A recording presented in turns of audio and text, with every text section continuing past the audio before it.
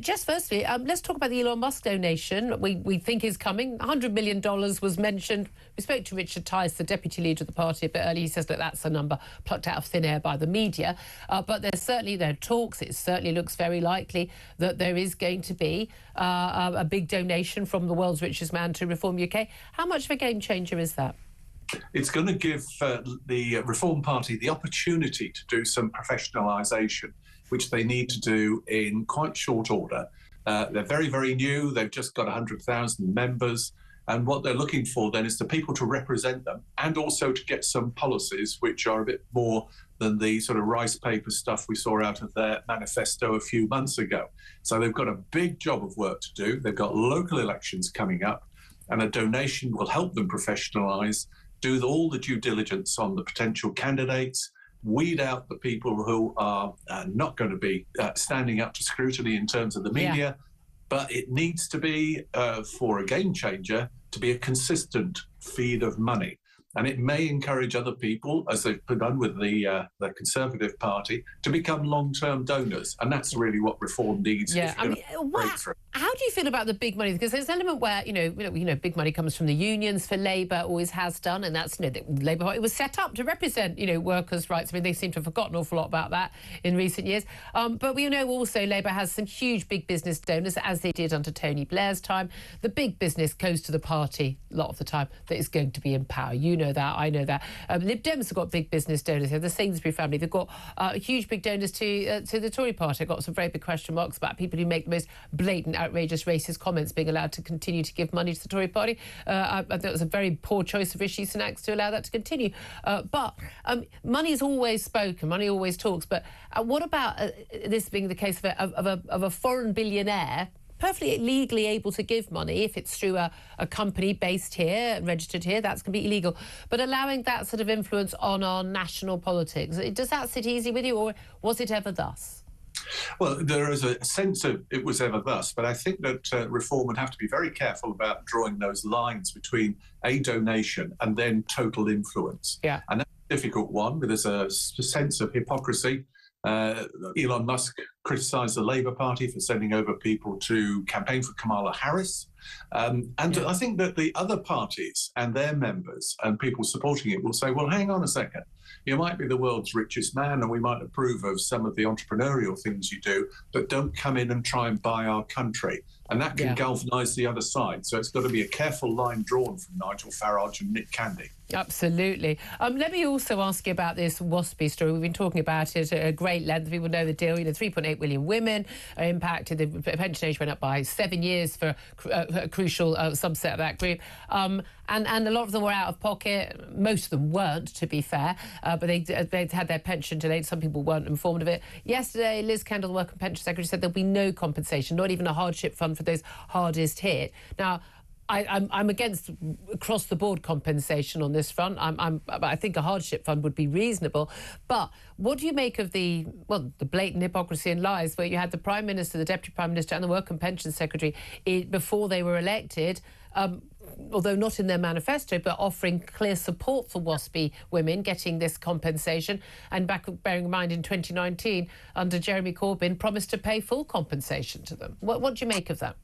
I think there's only one thing that you missed out, and I think we're entirely on the same page, Julia, and that is the sheer stupidity of Liz Kendall, who can't even go and maintain her website, where she's still promising to fight for the WASPy You're women. right. There are still pictures on her website and statements on her website where she promises them. Your analysis is 100% right. I mean, it's in many ways similar to the freezing of the winter fuel allowance, because actually it's such a badly targeted thing. Yeah. And a across-the-board compensation of 10 billion when, well, here's a cliche, a 22 billion pound black hole suddenly emerged, is just unaffordable for us taxpayers. Yeah.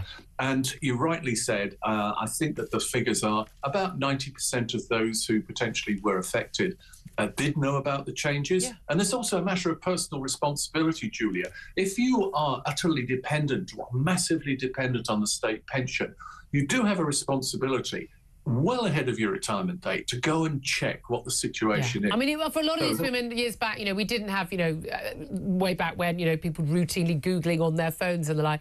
But when women say they were planning for their pension years but didn't bother the most cursory check of when their pension age was, I've got to be honest with you, I find it difficult to sympathise. But the story for a lot of people here is it's not really about those women, it's about the lies, the hypocrisy.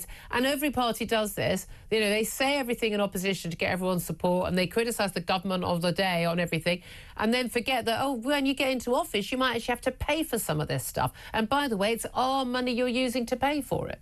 Yes, it does help if you go into government to learn how to count.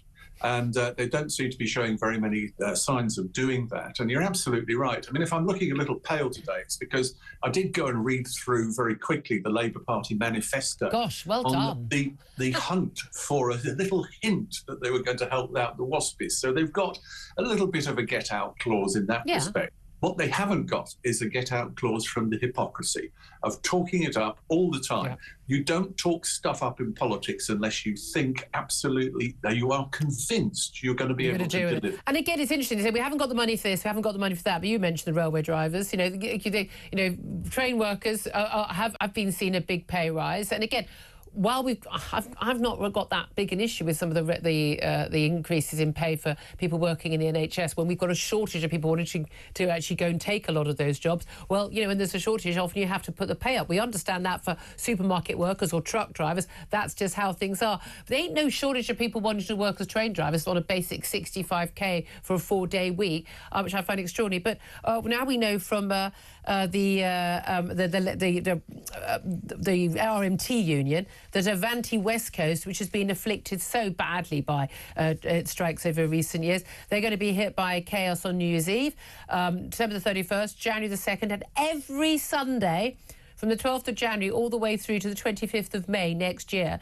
They're going to have workers on Avanti West Coast trains striking on we're basically refusing to work on their so-called rest days. This basically means that no one is going to be able to travel up large parts of the country by rail reliably on the Saturday or the Sunday. People often go for the weekend, don't they, to go visit family, or they can't go and do that because they won't know how they're going to get home on the Sunday. This is an absurd situation when these people have just had a massive big payout, isn't it? It is absurd, and one of the most ridiculous things about it was to give a payout which you can argue about, and you could say, well, it had been frozen for a long time and inflation and so on and so on. But there was no countervailing. And in response to this, you will agree to X, Y, and Z. You will improve your efficiency. We will free up recruitment so that people can work a sensible We'll work at weekends. And so on. Yes, absolutely. And that was a complete failure. And you would have thought that for an outfit that's supposed to be dedicated to spin, they would recognise the importance of getting that sort of fig leaf when you're doling out maybe a 15% increase to people's pay. When your trade union paymasters demand the money, I guess you get it. Let me just finally, I want to play you a little song. I mean, when we talk about where Labour, look, a lot of laughter at John Major near the end of his career. I remember Alistair Campbell with a picture, talking about how he used to tuck his shirt into his underpants, and that became a figure of fun near the end of his premiership. Keir Starmer's a figure of fun really, really early on. Free Keir gear, now he's never here, Keir. Amazing, he's turned up to PMQs, having travelled the world lately. But now he's being mocked in a song that's headed possibly to be a Christmas #1 by an outfit calling themselves Sir Starmer and the Granny Harmers. And it's a song called Freezing This Christmas, which will be very familiar to fans of Mud and their festive #1 from 1974, Lonely This Christmas. Have a watch and a listen. I'd love to hear your thoughts on this, Jonathan.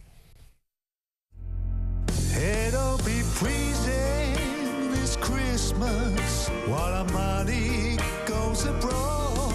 It'll be freezing this Christmas. Rachel Reeves is a fraud.